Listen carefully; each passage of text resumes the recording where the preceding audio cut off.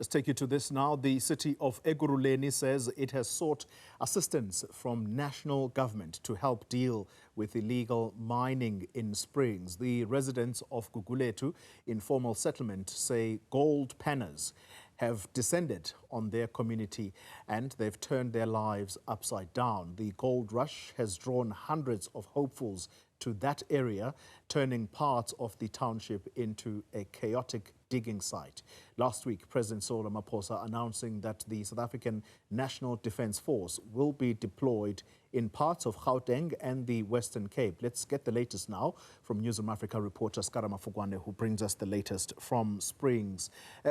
Scara, good evening to you. The authorities earlier in the day, they did come through to that area. I was watching you on TV a little earlier, and it was both the Ekurhuleni Metro Police Department alongside the South African Police Service. What have they done? What were they able to do? Because it does appear that the digging continues. Absolutely. Good evening to you, Toli, and good evening to our viewers. They came, but they've since left. You know, one would call it they withdrew.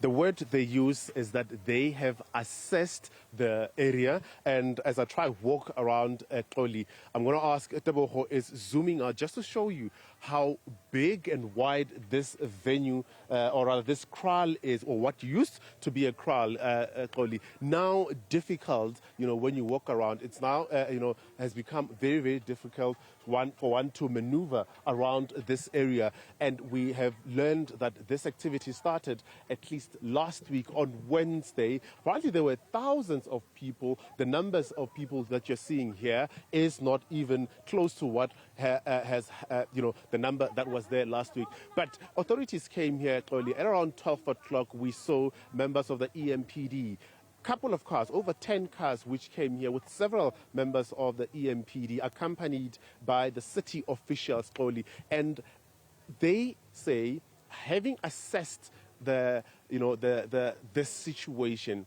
they did not want to aggravate it any further. What they did is that they've made an appeal now to net joins and to the DMRE for assistance on how to control the situation. They came prepared, I must mention, Toli. However, they say that having assessed it, they were not able to take any action only because that it would aggravate, you know, the situation and make it worse. I'm trying to cross this fence slowly. There is a Gogo who, you know, said she will speak to us. She's one of the people who has been sifting through this as she's busy. I'm going to disturb her. Gogo, Mahlalela, thank you so much for joining us on Newzroom Africa. You've been here since morning, Gogo, and you said you were from Nasport. Yes. Tell us why you're here and doing what you're doing. I know you're going to speak in Iswati, then I'll translate, Gogo. Okay. Ukuze ngize la bengisebenza la. So umsebenzi waphela and bantwana bahleti abasebenzi bonke baqedile isikolo. Akunamsebenzi. So ngitela ngiva ukuthi kunemali. Siphanza imali ukuthi bakhona ukudla. Uyitholile wena le mali. Ngikhani ngiqala ukusebenza. So ngisafuna ukubona ukuthi ikhona na. Nithathaphi lento ukuthi ikhona igold wena uyibonile ngamehlo wakho? Bakhona bayisebenzile ngayibona. Bathi bathola mali? Boma 1000 ukuthi bakhona ukuthenga ukudla. So nami ngabona ukuthi kungcono ngithatha abantwana sitosebenza. Abamthetho amaphoyisa bebakhona la earlier in the day, but lento niyenzayo it's illegal. When you hear such from abamthetho, nina iniphatha kanjani le? Isiphatha kabi ngoba lento lesiphila ngayo. Sikhona ukuthi iphilisa and then asitshontshela umuntu njengala kuselokishini asiyange emayini. Kuyinhlabathi esithelwe emayini la. So sitosebenza sikhona ukuthi sithole ukudla. Just quickly, I see you are loading this of this bag with the sand. What happens then? Mani tata na iapi? Siyisemandini, senda amaplanga siyatraina and then umuqedwe kuyiwasha emathawuleni. Uyabuya futhi uyayisefa bese uyabuya ke ufuna imercury uyende. Kubese kuphuma ke le amalgam leyo. Sambe soyishisa sendi gold. bese sihamba ke sesithengisa sithola imali. Nithengisa kubani gogo? Sithengisa eJoburg. Okay. Ubani eJoburg? Kunabantu abathengayo. Abelungu abayithengayo.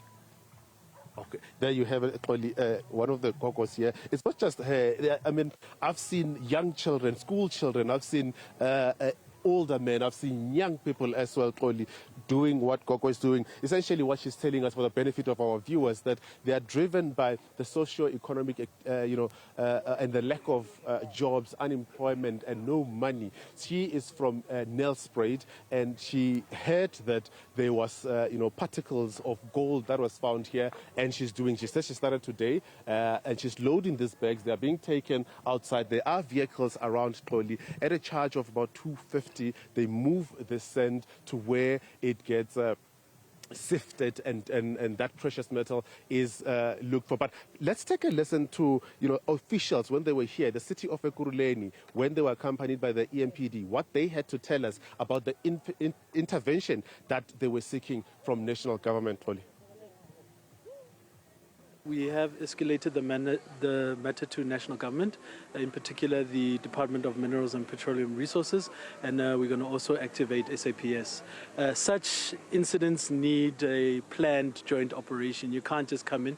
As you can see, the community is getting involved, and what we're most afraid of is that we've seen some of the young community members actually mining, which is actually quite hazardous and dangerous. They don't have PPE, they don't have safe equipment, and what we know from our preliminary report is that they don't even sure if there's gold here. So it's actually quite a dangerous situation, but we are glad that we are monitoring. Furthermore, what the city said is that they will be monitoring this situation until that sort, intervention from government arrives here. But, this gold pennies, it hasn't deterred them. Even when the EMPD were on site, they kept on digging. But what is of, excuse me, you can pass. What is concerning is the infrastructure of the city. Where I'm standing, it is municipal land, it's council land, and we got that confirmation from Pagamile when we spoke to him earlier. To my left-hand side, there is a reservoir and infrastructure, water infrastructure. There are pipes running underneath, Xoli. There was a place we showed, at least 2 hours ago where the sifting happens. There is basically they connected pipes to municipal water pipes, which is extracting water, and it's assisting them to clean the sand and sift for that precious metal. The activity still goes on, Xoli. What you're seeing is a fraction, at least, of what we saw earlier on in the morning and what they tell us that has been happening over a couple of days' time. Scara, before we end the discussion, the people that were using the place where you are right now, in fact, we've got a very nice, almost aerial view of you, and you're right at the center. We can see the digging as I'm posing this question to you. They say they were using this place as a kraal, basically the place where their animals were kept overnight. When last did they use that place for that? Because this now has completely been transformed. And, in addition to that, I do not think the holes that are here, it's almost impossible to walk around. They say they last used it last week. So this digging started around Wednesday. We're not sure as to who found this this gold, who was first to find it, rather. But I'm going to ask Teboho to look further to my right-hand side, his left. There's a kraal just next door. So all the cattle that used to be housed in this kraal, they've since moved it to to further away, just across the street. And there are other, concerns, environmental affairs and land invasion. I mean, we spoke to a lady who owns a couple of cattle. He said it's a group of 17 people who own at least hundreds of cattle which are stored that side. So they said they were the rightful owners of this piece of land where the digging is taking place. So when the digging started, they then moved their cattle to the other side. And, she was in conversation with the members of the EMPD, and they've appealed to her to open a police case. So there is concern from other residents who say they are not participating in this. They are just cattle farmers, and this piece of land belonged to them. Those individuals have since been advised that they should approach the EMPD and the SAPS to open the case. But you know, the environmental and the land invasion rather, and the environmental aspect of it still plays a critical role, because what is going to happen to this land once you know, they are done essentially digging? What's going to happen to it? Because there are kids, this informal settlements, there are a lot of kids as well. So one wonders as to who's going to fill this holes. You would recall, Toli, in December when we were covering the Bapong illegal mining story in the northwest as well. The concern there was that the ground was caving in, and houses were caving in. So, like Bapong, I know one of the residents was telling me as well that, you know, there's expected rain next week towards the Easter weekend. I must mention that what is going to happen once all these holes which have been dug are full of water and we have kids walking around or playing around in the vicinity. Oli.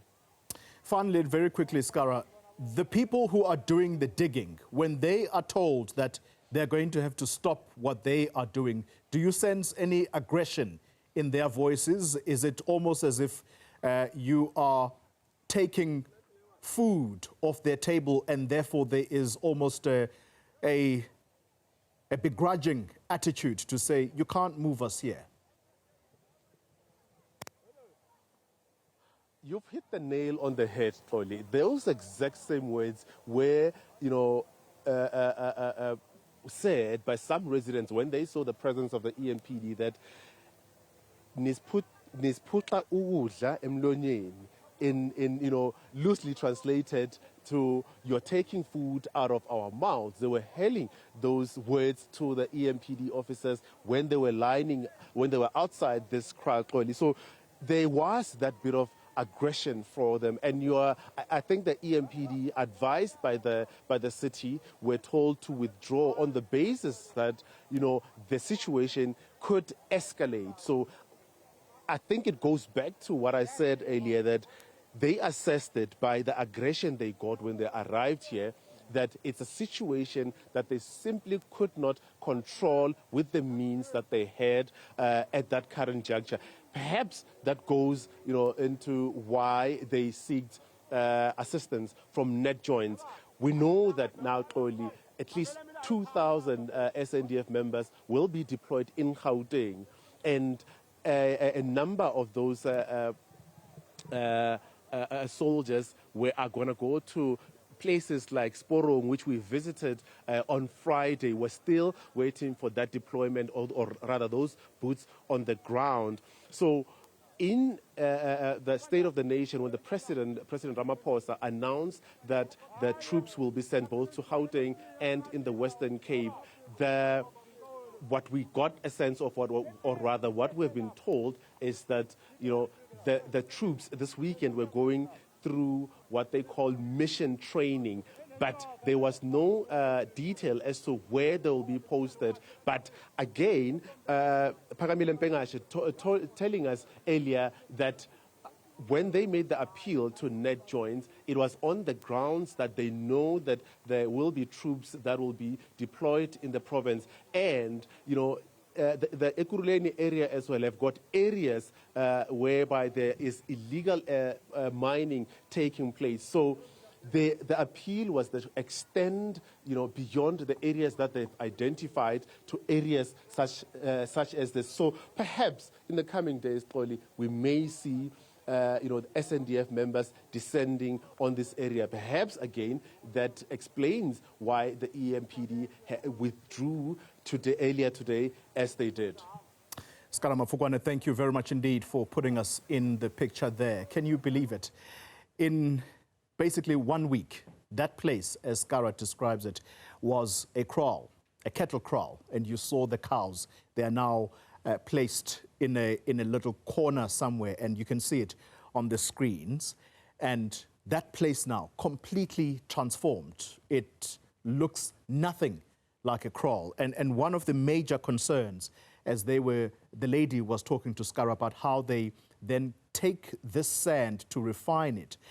I took careful note of the use of her language, and she did say that they will try and mix this or try and wash it using mercury. I just want to explain to you, because I quickly went to Google and found out, because I know mercury is a very toxic substance. It says mercury is a highly toxic heavy metal that poses severe risks to human health, affecting nervous, digestive, immune system, as well as the lungs, kidneys, skin, and eyes. So this could be very harmful to the very people that are doing this. Well, we are going to have to wait on the authorities to find out what is to be done.